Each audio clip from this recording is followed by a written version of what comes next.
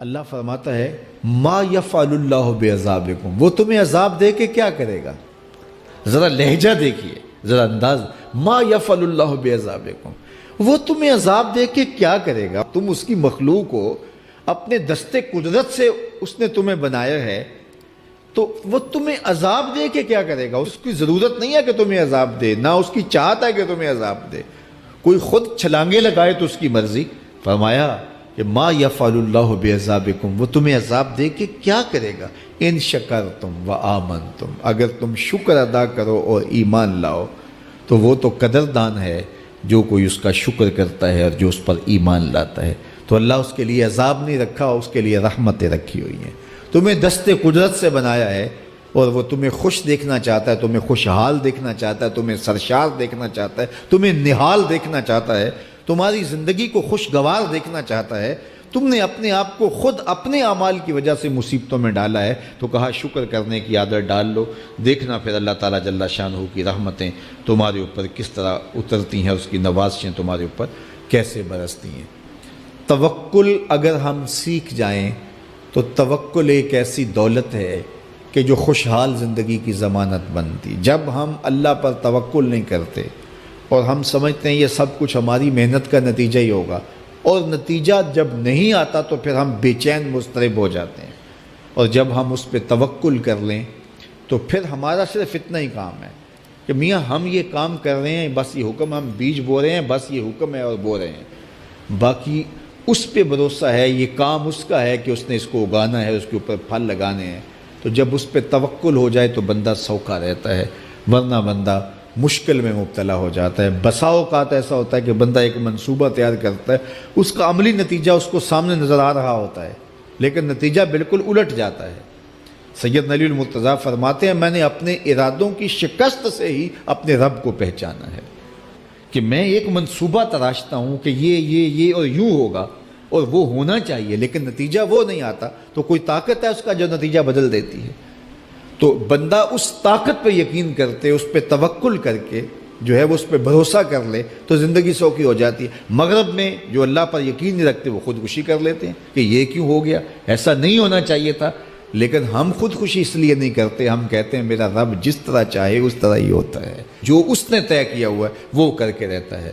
اس لیے تم اس پہ توکل کر لو اور اس پہ بھروسہ کرو۔ حضور علیہ الصلوۃ والسلام نے فرمایا لو انکم توکلون علی اللہ حق توکلہ، اللہ پر توکل کرنے کا جو حق ہے اگر تم وہ ادا کر دے تو فرمایا اللہ تمہیں ایسے رزق عطا کرے جیسے پرندوں کو عطا کرتا ہے۔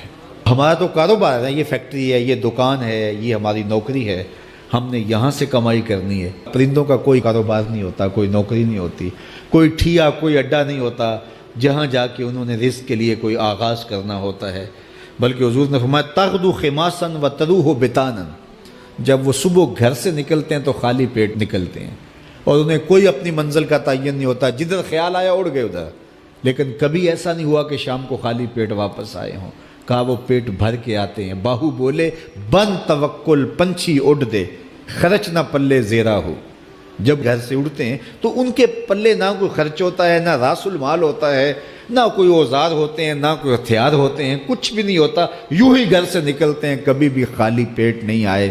فرمایا اگر اللہ پہ پرندے توکل کر لیں تو اللہ اسے بھی عطا کرتا ہے، تم توکل کرو گے تو تمہیں عطا نہیں کرے گا، تو تمہاری زندگی سوکھی ہوگی۔ گھر سے نکلو کام کے لیے، فیکٹری کے لیے، مزدوری کے لیے، لیکن ٹینشن نہیں لینی کہ کیسے ملے گا، کیسے ہوگا، درود پڑھتے جاؤ اور مصطفیٰ کریم پہ سلام پڑھتے جاؤ، وہ تمہارے لیے رزق کے دروازے کھول دے گا۔ اللہ کے محبوب علیہ السلام نے ارشاد فرمایا 4 چیزیں اگر کسی کو مل جائیں تو وہ اس کی خوش بختی سے ہیں، ان میں سے ایک الدار الواسع، کشادہ گھر، دوسرا وزوجۃ حسنہ، صالحہ پاکیزہ عفت مآب نیک فرما بردار بیوی، اس سے مراد ہوتی ہے۔ بیوی کا صالحہ ہونا، خوبصورت ہونا، نیک ہونا، فرما بردار اور مطیع ہونا، خاوند کے اوپر تحکم کا مزاج نہ رکھنے والی ہونا، خاوند کے مال میں اور اس کی آبرو میں خیانت کرنے والی نہ ہونا، یہ بیوی کی خوبیاں ہیں۔ ایک روایت میں آیا کہ جب تم اسے دیکھو تمہیں خوش کر۔ تیسری چیز ارشاد فرمائی المرکب الحنی، تیز رفتار नशीत घोड़ा। और चौथी चीज़ इरशाद फरमाई अलजारु सालेह, नेक हमसाया। तो किसी को नेक हमसाया नसीब हो, कुशादा घर मिल जाए, नेक सालेह पाकीज़ा मिजाज खातून नसीब हो जाए और अपनी ज़रूरत के लिए अच्छी सवारी मिल जाए, तो वो दुनिया की खुश नसीबी और दुनिया की फिरोज़ बख्ती समेट चुका है। ये चार चीज़ें हमारी ज़िंदगी की खुश नसीबी में से हैं। अगर किसी के पास ये चार चीज़ें हैं तो वो अल्लाह का शुक्र अदा करे। और ये चीज़ें जब इंसान को मुयस्सर आ जाएं तो वो यकसुई के साथ इबादत भी कर सकता है, यकसुई के साथ साले और नेक आमाल भी बचा ला सकता है। तो यहाँ इरशाद फरमाया कि जब हम कहते हैं अल्लाह हमें हसनात दुनिया अता फरमा और हसनात आखिरत अता फरमा और आतिश दोज़ख से हमें बचा ले, तो हसनात दुनिया से मुराद दुनिया की हर खैर होती है।